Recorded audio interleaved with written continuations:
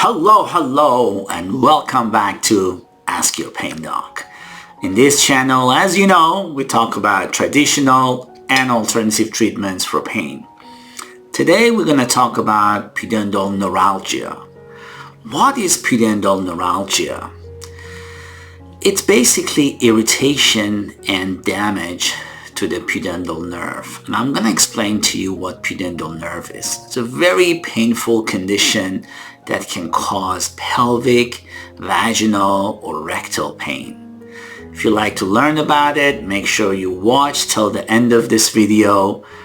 To support my channel, please make sure you subscribe to my channel. Send me your feedbacks and comments. I'd like to hear about it. And if you love this video, make sure you share it with your friends. Let's do it.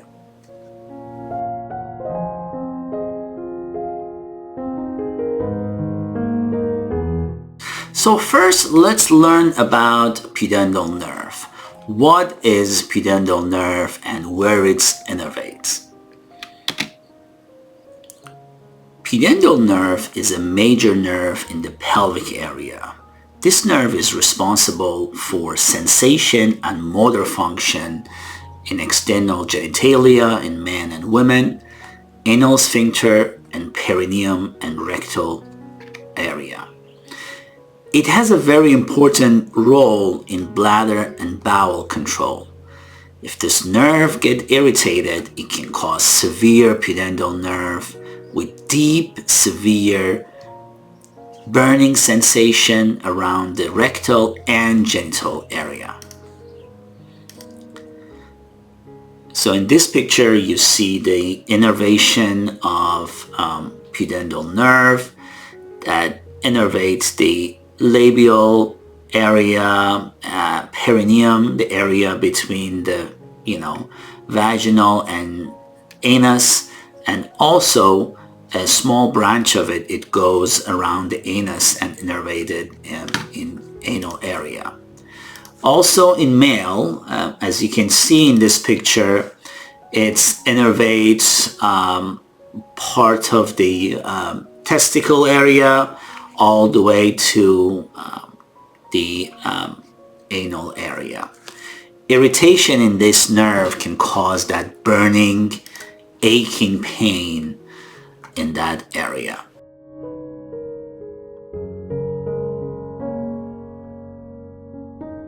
Symptom of pudendal neuralgia mostly is pain and numbness and tingling. Every patient is described a little bit different. Most of them, they complain about pain, that deep pelvic pain around their vaginal area or around the anus. It's also some numbness. Some patients, they come to me and they describe it as a foreign body sensation. They feel like something is putting pressure in that area. It can also present it as like sexual dysfunction because this turns into more like a chronic pain. I think some of my patients become depressed. They have so much anxiety and it can cause sexual dysfunction. And if you have sexual dysfunction, either because of it, you will have some type of anxiety or depression. So it's a very complex disease and it's very hard to treat.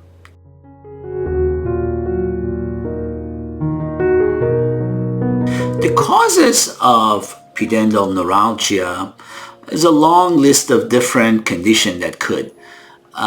Trauma after sport, if you have deep pelvic fractures or trauma to pelvic area could sort of irritate this disease.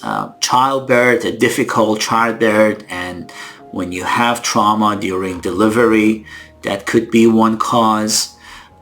Pelvic inflammatory disease, pelvic infection could irritate some inflammatory response in the pelvic area and could trigger that. Also, multiple pelvic surgery, radiation after, cancer, the pelvic organ cancer, either bladder cancer or rectal cancer or vaginal or, other type of organs that are in pelvic if there is radiation and treatments to that, it can irritate that nerve. And sometimes we really cannot find the exact cause or the trigger of pudendal neuralgia.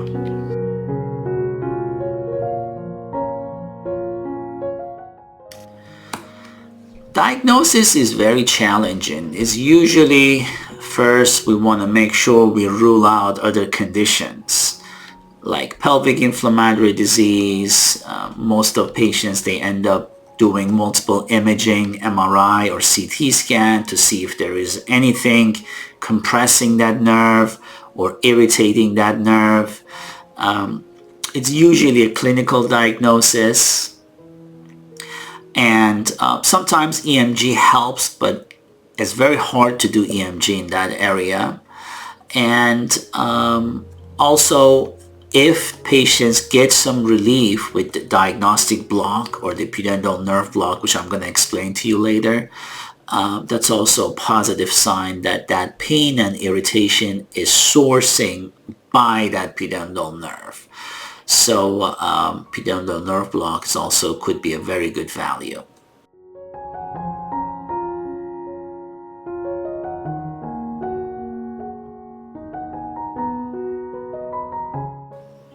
The treatments of pudendal neuralgia start with simple, basic exercise and lifestyle modification.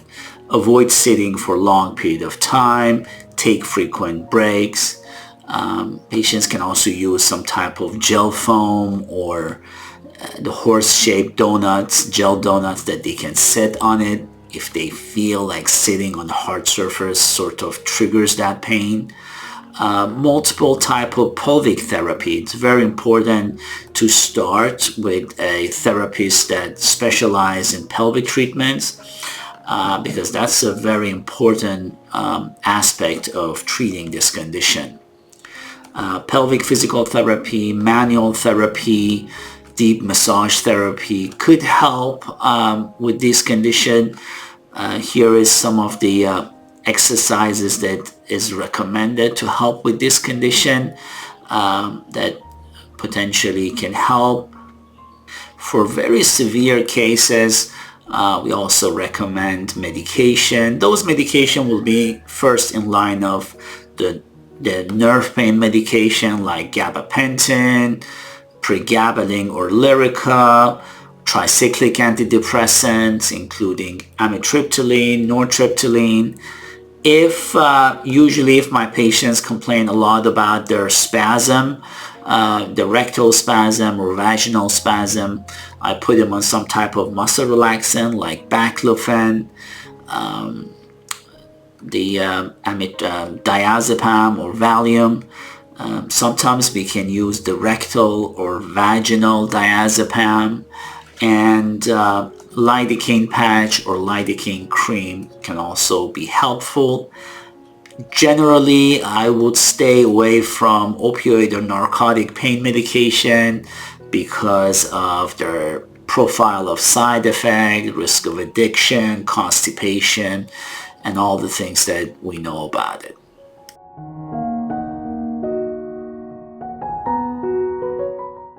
As an interventional pain specialist, I offer my patients the steroid or cortisone pudendal nerve block. There are multiple ways of doing the pudendal nerve. You know, if you see the gynecologist when they want to do the episiotomy during the childbirth, if the baby's head is big, or if there is a laceration and they want to repair that laceration, they do that pudendal nerve block. Basically put their finger and feel the ischial spine, and the pudendal nerve basically runs next to it, and they put some numbing medicine or local anesthetics, and that area become numb. The way I do it is with the fluoroscopy, that basically patients kind of lay on their stomach. I numb that area and I find that ischial spine on the fluoroscopy and put that medication, this mix of steroid We usually use contrast to make sure we're not injecting inside the vasculature. It's a very easy injection, and that's also could be a diagnostic value. If the patients had really good results after that, we know that this is a pudendal nerve issue. There are multiple type of advances that I see in multiple pain conferences using the neuromodulation or the nerve stimulator to treat this condition. It's usually reserved for very severe refractory condition that does not respond or does not have any meaningful response to steroid injection. Basically what they do is they put a tiny wire like pacemaker. For the heart, they put a pacemaker for that nerve. So they put a tiny wire that is connected to a battery, and that wire sends some electrical signal to the nerve, and the nerve sort of stops firing after a while. However, I don't see any kind of long-term data about like how much long-term benefit those patients have. But that's very exciting studies, and I'm sure that there is more data is coming back hopefully soon.